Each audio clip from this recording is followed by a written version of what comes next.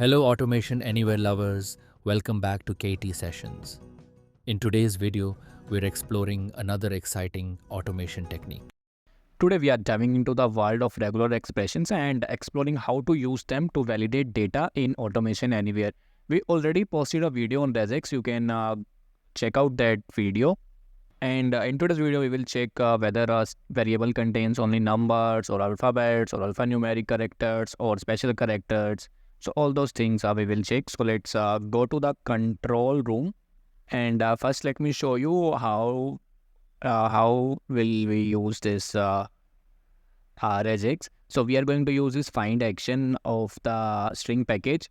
And for example, if we have this string which contain our digits 1, 2, 3, 4, 5, 6, 7, 8, and at the 9th position we have h, and in the find string we will find the h string. So this find string action will basically returns the index of this string, means in this case the index of the h is 9. This h is located at the 9th position in this string, and we are going to find the index of this string. So for example, if we give hey, and here also we have given hey, then also the index will remain same.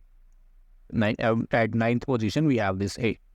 All right, so if we get hey, if we get anything any number greater than 0, that means we have successfully find that string in the source string. And if we get 0, then that means that string doesn't available in this source string.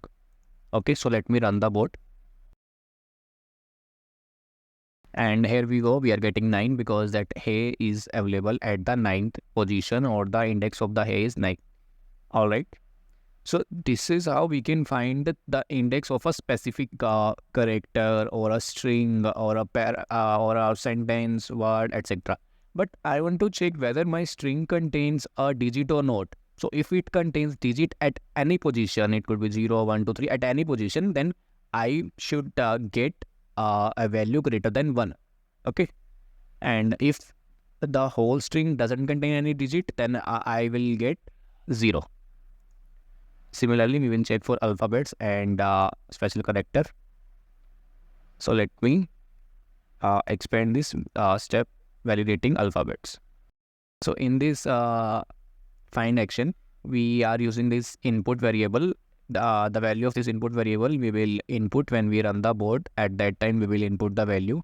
And in find string, we have given a regex pattern. And when finding, we have selected a match case, because we can select either of these, do not match case or match case, because in this regex pattern we are covering both lowercase and uppercase alphabets. And the find string is a regular expression, and at that we are saving the result in a numeric pattern, and we are printing that pattern. So this pattern is basically find the characters which are not alphabet. So it will if our string contains any character, means it could be numeric or special character. So if it contains any numeric, special character, or anything else other than alphabet, so we will get some positive values greater than 0. And if it doesn't contain any alphabet, then we will get 0. So if it doesn't contain anything else, if it contains only alphabets, then we will get 0. Okay, so if we run the board, and if I give some values like automation anywhere, so now our string contains only alphabets and a blank space. Okay, so let me run the board. Yeah, because our string contains a blank space, that means it contains something else. So it contains something other than alphabets also. So in that case, we will get the index of that character, which is blank space. See, we are getting 11 because that blank space is at 11. So this is how we can validate our string contains something other than alphabets also. And let me show you. If we remove this blank space, then we will get 0. Because now our string contains only alphabet. So if there is any scenario where you want to check whether string contains only alphabet or not, then you can use this pattern. So if we will get 0, that means our string contains only alphabets. And here we go, we are getting 0. That means our string contains only alphabets. So this is how we can validate the alphabets. Now let's move to the next step, which is validating the numeric or the numbers or the digits. So for that, we are using this pattern. So if our string contains only digits or the numbers, then we will get 0. Otherwise, we will get 1 or 2 or something, means greater than 0. For example, if we give this value and we run the board, so we will get 1 because at the first position, we have something other than digits, which is A. So it will check the first occurrence of the characters. Means in this case, we are checking something which is other than numbers. So at first position only it will get that number, it will get that alphabet. So this is how we can validate whether our string contains only digits. So let me disable this as well. And now we will check whether our string contains any alphanumeric or not. So if in this case we are checking alphabets and digits both, and when we run the board,